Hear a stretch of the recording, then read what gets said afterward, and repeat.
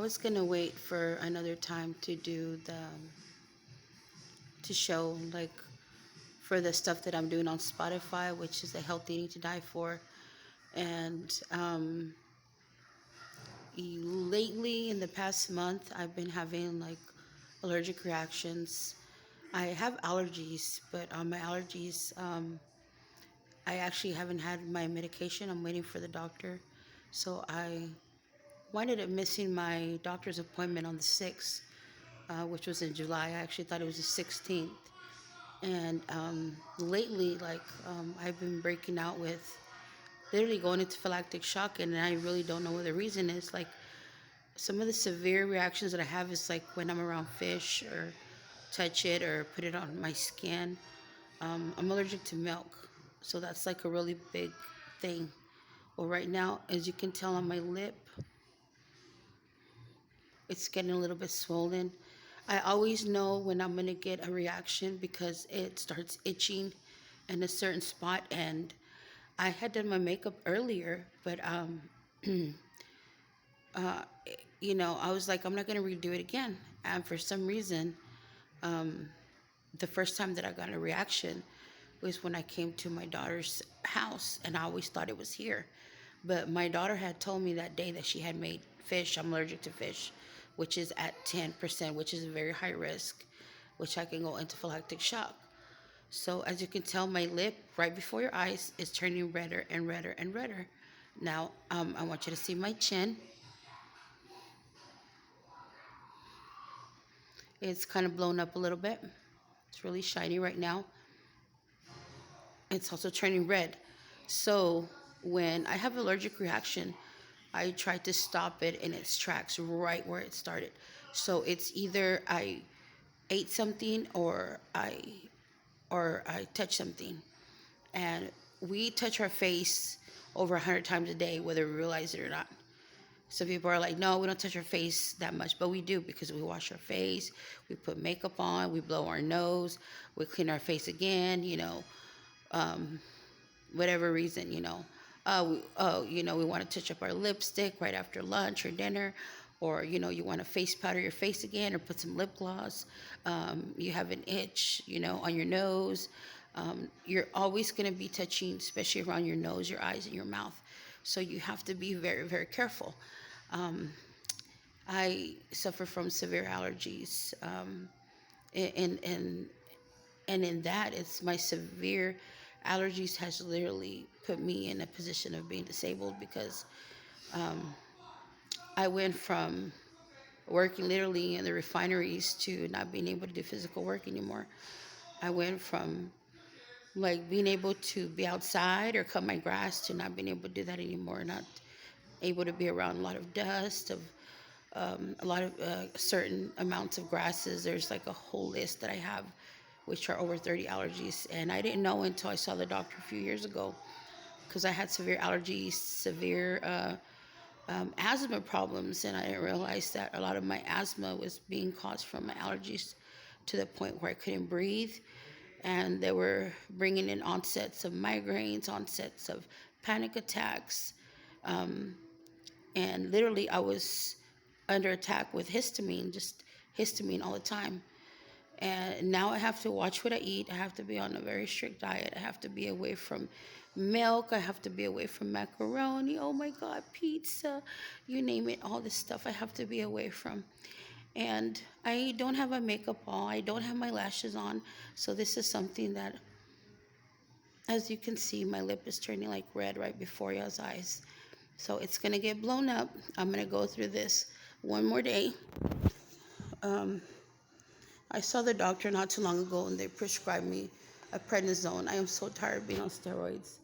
I don't have one asthma pump, but two pumps. So I actually have my regular asthma, and then I have my, which is like a COPD one with steroids in it. So if my asthma gets worse, my hand is hurting so bad right now. I couldn't find my tripod, but I wanted to record my lip and my allergies, because I do have my podcasting, and I literally have been podcasting while I'm going through an allergic reaction, or even going into phalactic shock, but you can't see, the results. But as you can see,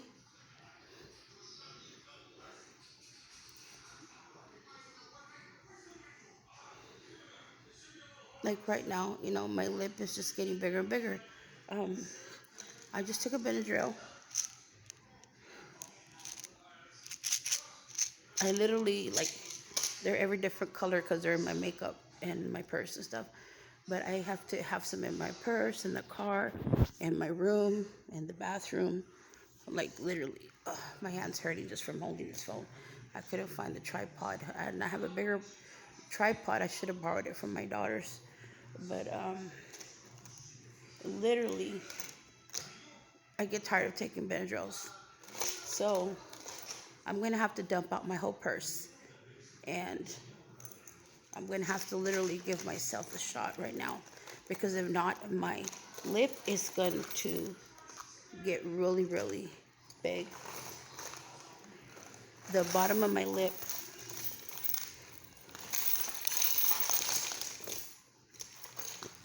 literally, guys, like, I need to take everything out of.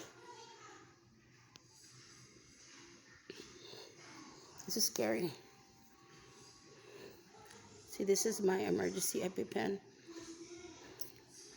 My chin right here is getting really big.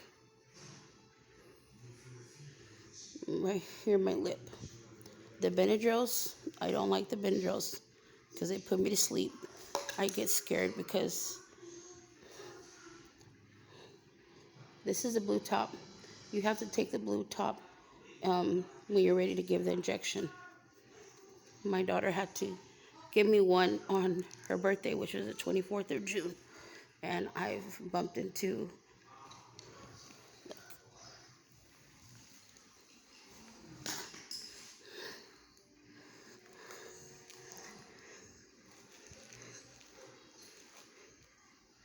this is the scary part, but I have a dress on, so I'm gonna leave this slip on, and then I am going to administer. Oof, I'm scared. I am always scared. Literally, my hands are shaking. Really, really scared to do this, but I have to. I never just stab it. A lot of people want to stab it. I just gently. Okay, here goes. I'm literally catching my breath because I get so scared administering these EpiPens. But I don't want to go through the whole day and go to sleep right now because then I will be, oh my God. I literally want to cry every time I do that.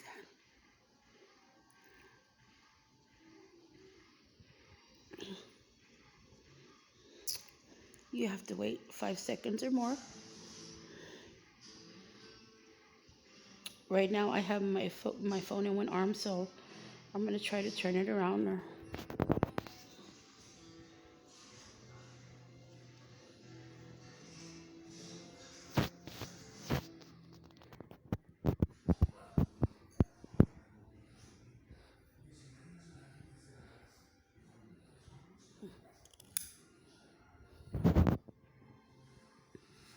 There's the EpiPen. I already went in. Stab me, it's pulled back.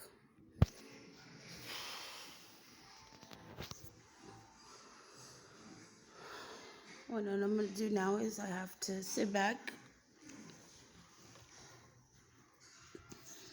let it soak in.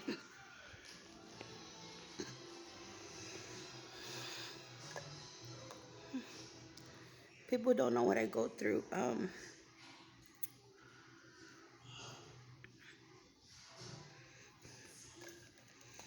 It's a scary feeling.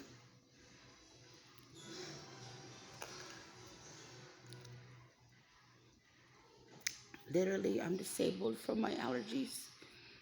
And a lot of people tell me why I can't work anymore. I've worked over 22 years in the refineries. I've done everything from working as telemarketing to working in restaurants to working even odd jobs, and you name it, even labor rate, even day labor for like 13 years off and on. It's been very hard because it's put me in a position where I'm 45 and I feel like I'm 90 years old. This is the top to it.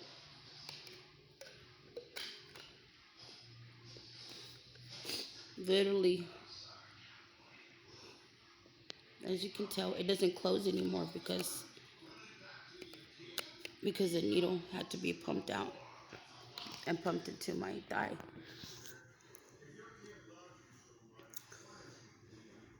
I have a channel on Spotify.